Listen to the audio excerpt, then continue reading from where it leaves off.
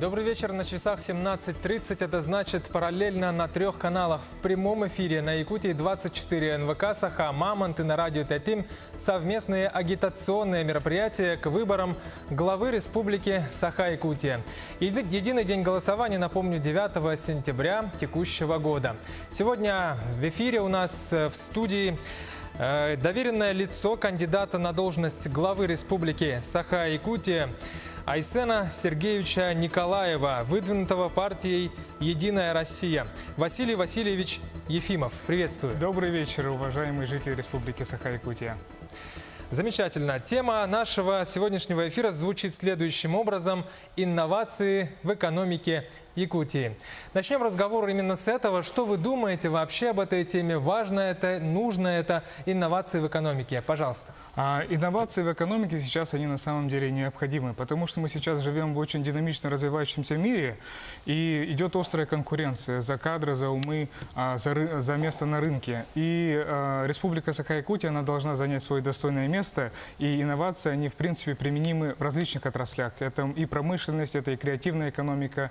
То есть инновации, они крайне необходимы, так как все-таки традиционная экономика, да, она у нас сейчас двигается, направляется по правильному пути, но для того, чтобы совершить некий прорыв, нам необходимо внедрять инновации. Ну вот вы говорите про отрасли предпринимательства, инновационное предпринимательство. Что это такое и чем оно отличается от традиционного? Вообще, вот я бы хотел рассказать про инновации изначально. Да? Инновации на самом деле мы уже применяем все в повседневной жизни. Например, тот же WhatsApp. Да. То есть это слово такое, что оно кажется сложным. На самом деле оно уже везде и повсюду. И у нас в любом отдаленном населенном пункте люди и пожилого возраста, и дети, они также используют эти инновации всегда. И что касается вот инновационного предпринимательства, оно может быть в любой отрасли, даже вот всем знакомым нам туризме. Например, скажем, каждый населенный пункт, каждый улус нашей республики, он обладает какой-то уникальностью.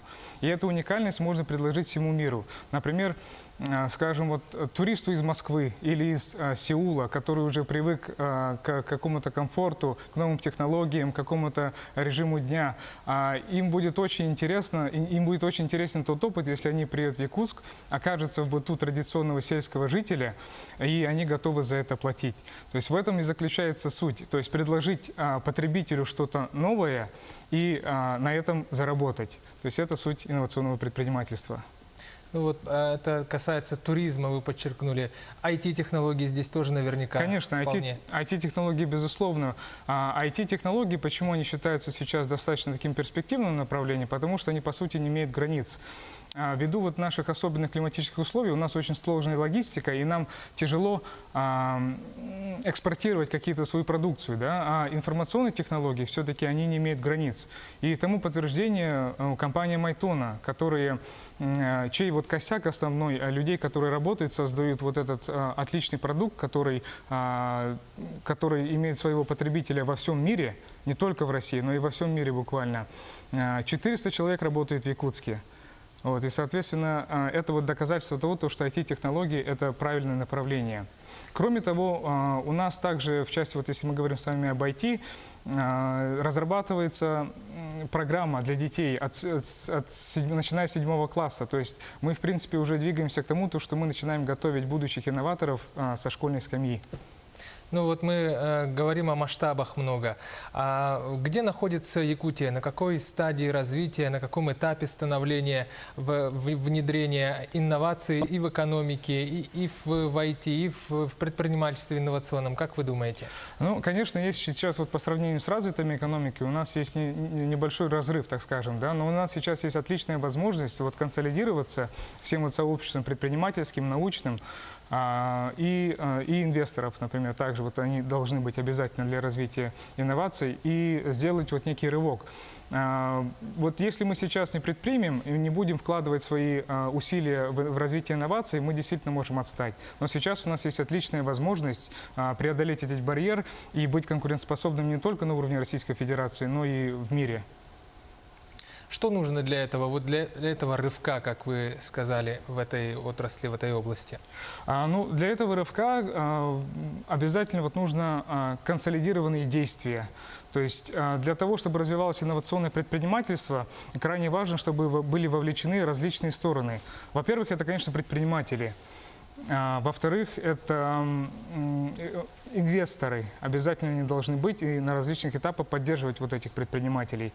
Обязательно должно быть вовлечено правительство республики, как, можно сказать, больше орган, который создает условия для развития инноваций. Обязательно должна участвовать наука и образование. И, конечно же, крупные корпорации, которые могут выступать как создателями этих инноваций, так же, как и потребителями. Ну, много участников этого процесса, как я понял. А что требуется от жителей, от населения? Что-то нужно для этого развития? Конечно, на самом деле вот все, что я перечислил, да, вот 5 видов сторон, за всем этим стоят люди, такие же вот, как мы с вами. И эти люди, они должны, можно сказать, как, они, во-первых, могут сами предлагать эти инновации, вот тот же туризм. Скажем, вот если муниципалитеты проявят инициативу, и покажут то, что у них есть вот некая уникальность. Это может быть природа, это может быть некий быт, культура. И они также могут участвовать в процессе создания инноваций, но вот в области туризма. И они это могут предлагать всему миру. И если будет спрос, соответственно, можно говорить то, что они участвуют в инновационном предпринимательстве. Говоря об участниках вот всего этого большого процесса, какая роль должна быть отведена власти региона, контролирующая или поиска инвестора? Какую позицию здесь должна занимать власть? Ну, как вот сказал Арсений Сергеевич, основная вот задача, да, это чтобы создать условия для креативщиков, для людей, которые вот причастны к этим инновациям, чтобы они оставались здесь, в Якутии, чтобы они работали. Ну, даже если они уедут, чтобы они имели мотивацию вернуться на свою родину и вкладывать вот в инновационное развитие республики. То есть, как регулятор, наверное, не совсем. Скорее всего, как раз вот тот орган, который будет создавать условия для развития инноваций. Ну, еще одна сторона, о которой вы сказали, которую затронули, научное сообщество. Какая роль должна быть здесь у науки республики? Ну, инновации и наука, они идут рука об руку на самом деле. И у нас действительно очень мощная научная школа, которая была основана Николаем Васильевичем и также Владимиром Петровичем Ларионовым. Николай Васильевич Черский, прошу прощения. Да. И сейчас вот наша наука, она действительно предлагает очень интересные продукты. Вот буквально недавно я беседовал вот с одним из научных сотрудников Института биологии и был приятно удивлен, что их продукция, это биологически активные добавки на основе понтов оленей, они экспортируются в страны ЕС. Это на самом деле большое достижение. Но в то же время все-таки наука, она должна также трансформироваться, потому что среда у нас меняется, да, и как-то вот так получилось, что у нас наука стала более фундаментальной, чем прикладной. Но на самом деле эти понятия как-то вот в какой-то момент они разделились, но для любой прикладной науки необходимы фундаментальные исследования в любом случае. И вот не должно быть вот такого стремления, например, получать патенты, потому что ценность патента в том, что она создает добавленную стоимость для потребителя, то есть, но не в его количестве. И, например, затраты на научно-исследовательские опытно-конструкторские работы, они также должны быть обоснованы, потому что это вложения, которые в конечном итоге должны принести какие-то экономические выгоды. То есть, если вот так подводить вот эту тему, делать выводы, то патенты и неокры, они должны быть конкретно направлены на потребителя, на какой-то продукт, который, ну, возможно, будет востребован на рынке. Как именно должна вот наука измениться? Что для этого нужно? От кого это зависит, как вы думаете? Ну, во-первых, конечно, это все зависит от кадров, да. Обязательно, вот у нас очень мощная научная школа. Старшее поколение, они имеют вот мудрость, знания, да, которые они вот должны передать новому поколению, также научных сотрудников. То есть наука, она должна стать привлекательной для молодых ребят. И это крайне важно, потому что если вот эти знания, весь этот опыт, он не передастся новому поколению, мы здесь можем, конечно, много чего упустить. И сейчас очень важно не упускать этот момент и вкладываться в науку, вкладываться в молодых научных сотрудников.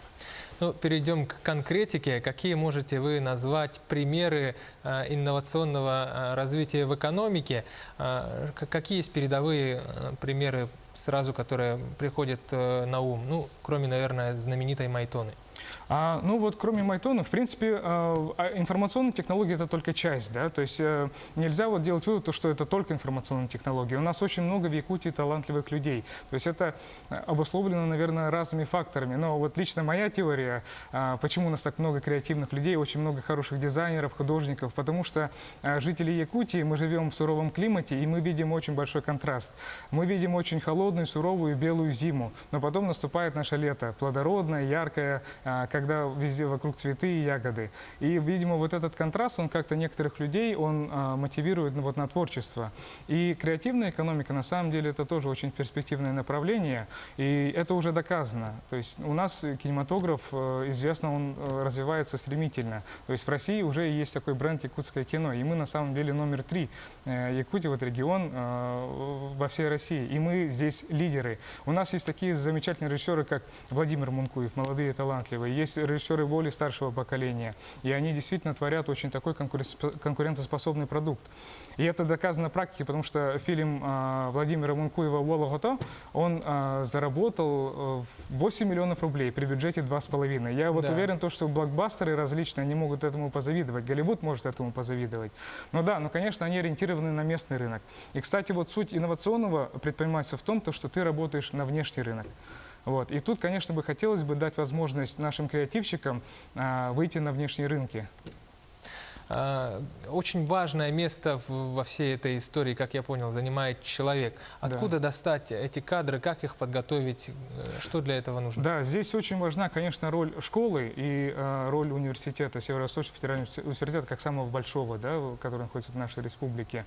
Сейчас уже университет делает достаточно большие шаги в эту сторону. То есть уже сейчас обсуждаются вот такие темы, чтобы обучать предпринимательству со студенчества, чуть ли не со 2-го, с 3-го курса. И чтобы предмет дипломной работы был это предпринимательский проект. Это очень хорошая инициатива, которая, я уверен, даст свои плоды. И, как я сказал, вот, например, IT внедряется уже в школьную программу постепенно, но как бы как дополнительные спецкурсы, но тем не менее это можно делать не только в информационных технологиях, это можно также и вот в креативную экономику туда направлять, и другие отрасли. Ну, для этого надо, наверное, всю систему образования менять. Наверное. Ну, в том-то и дело, то, что, да, конечно, вот система образования, особенно общего, она регулируется вот федеральными стандартами, ФГОСами, так называемыми, да, но это можно решить проблему вот дополнительным образованием. Да. Ну, давайте перейдем теперь к отраслям экономики. Какие отрасли, по-вашему, наиболее перспективны для инновационной экономики? Ну, на самом деле, вот промышленные стажи, там, да, ее нельзя отделять вот от инноваций. Инновации также могут и внедряться в промышленность, повышается эффективность, производительность труда. Это также может быть, например, скажем, в туризме, да, вот снова я хотел бы обратить внимание на туризм, потому что вот недавно также вот я познакомился с замечательным фотографом, который занимается фототурами. А фототуры – это тоже вот некий сегмент туристов, которые достаточно платежеспособны, потому что фотографы, их объективы могут стоить дороже, чем наши автомобили. И они готовы приезжать из-за границы, платить достаточно существенные суммы для того, чтобы их отправили в какой-то отдаленный населенный пункт, куда другой фотограф не попадет. Почему я говорю о туризме? Потому что на самом деле это очень хорошая альтернатива экспорту. То есть потому что это обеспечивает приток извне республики, даже извне России.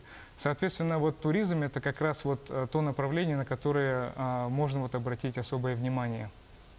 Помимо этого, вот помимо туризма, другие еще отрасли экономики, где вот наиболее может быть сложно применить инновационную экономику? Ну, например, также, скажем, наше традиционное ремесло. На самом деле это, возможно, звучит сейчас несколько странно, да, но наши, скажем, производители ножей, наш якутский нож, это, получается, уже некий бренд в России. Все знают, что даже его начинают сами изготавливать заводы за пределами республики и называть это якутский нож. Но якутский нож – это все-таки наша традиция, да? Это то, что было сделано нашими предками. И сегмент потребителя, да, он достаточно специфичный, то есть это больше коллекционеры и так далее. Но если мы комбинируем, например, наш традиционный якутский нож с новыми технологиями, например, если мы будем закупать швейцарскую сталь, да, или если мы будем делать рукоятку ножа не из корня березы, а из каких-то композитных материалов, там, да, то здесь, в принципе, можно говорить о технологичности и инновационности продукта. Что вообще, если мы говорим об общих принципах, подходах в инновационной экономике, что насчет этого думает ваш кандидат Айсен Сергеевич Николаев? Что вы скажете? Айсен Сергеевич, он считает то, что инновационная экономика – это как раз-таки вот основной драйвер развития Республики Саха-Якутия. Но инновационная экономика, она не исключает развитие традиционной. Вот простой пример.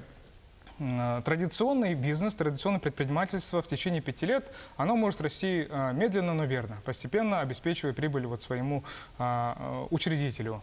А инновационное предпринимательство, оно за этот же период может вырасти кратно и может стать большим работодателем. И на самом деле, когда вот регион делает ставку на рабочие места, также нужно обращать внимание именно на инновационную экономику, а не традиционную. Потому что в традиционной экономике все-таки там все предельно понятно, сколько рабочих мест нужно и так далее. А инновационная экономика, вот опять же пример Майтоны, 400 человек, это очень существенно.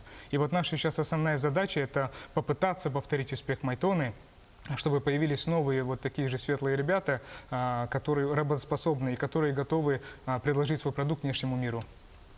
Если мы говорим о сроках внедрения вот всего этого, сколько времени на это нужно, отведено, потребуется и, самое главное, ресурсов, откуда взять деньги на все это развитие? Да, вот как раз и вот я отметил, да, что среди сторон, которые вот, развивают инновации в регионе, обязательно должны быть инвесторы. То есть это от грантовой системы до кредитных организаций. Но каждый проект на каждом этапе, он должен оценивать свои возможности, да, и понимать, какие средства ему нужны.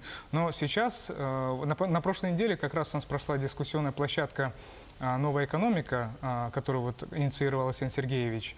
И мы на этой площадке говорили о различных вот перспективах новой экономики. И один из вот моментов, который Айсен Сергеевич отметил, то, что человек – это вот самое главное. То есть за любой инновацией стоит человек. И, соответственно, вот это основная вот тема, которую вот Айсен Сергеевич сейчас вот поднимает. Вы сказали о привлечении инвестиций. Насколько инвесторы охотно идут в эту отрасль, насколько они заинтересованы в этом? Да, вот как раз вот также вот на той же площадке Айсен Сергеевич озвучил то, что в Якутии в скором времени будет создан фонд, который будет фокусироваться на проектах на начальной стадии. То есть это будет такой механизм, который не заемный, но в то же время это не взнос в уставный капитал. Это будет некий вот такой комбинированный инструмент, который будет очень удобен для как раз-таки вот для IT-стартапов и для стартапов в креативной экономике. Если все это, дай бог, сойдется, если все эти механизмы заработают, что в конечном итоге должно получиться, к чему мы должны прийти в таком подходе в итоге? Но самая, конечно, вот главная цель в инновационной экономике, в инновационном предпринимательстве – это вот кратный рост стоимости компаний. То есть если вот мы сможем у себя в регионе вот развить вот эту систему, да, систему поддержки, при которой различные стартапы, различные команды на разных этапах своего становления, мы можем помочь им выйти на внешние рынки, а внешние рынки – это приток капитала извне. И, соответственно, это повышение качества жизни населения, это повышение вот благосостояния и так далее. Ну что ж, довольно объемно мы по этой теме прошлись. Теперь остается у вас время, чтобы обратиться к жителям Республики Саха-Якутия в преддверии выборов главы республики. Пожалуйста. Да. Уважаемые жители Республики Саха-Якутия, сегодня мы затронули достаточно важную тему для развития экономики Республики Саха. И это тема инноваций. Как вот уже было отмечено ранее, инновации требуют взаимодействия и коллаборации между различными сторонами. И вот сейчас в нашей республике проживает менее 1 миллиона человек. Но в этом наше преимущество, потому что сейчас мы с вами можем объединиться вокруг одного лидера, который, сплотив всех нас, приведет вот республики к новому росту, повысит качество жизни жителей Республики Саха-Якутия. И, соответственно, 9 сентября у нас будет выбор между прошлым и будущим. Поэтому выбираем будущее, выбираем развитие, Спасибо. выбираем Арсена Сергеевича Николаева. Спасибо. Спасибо.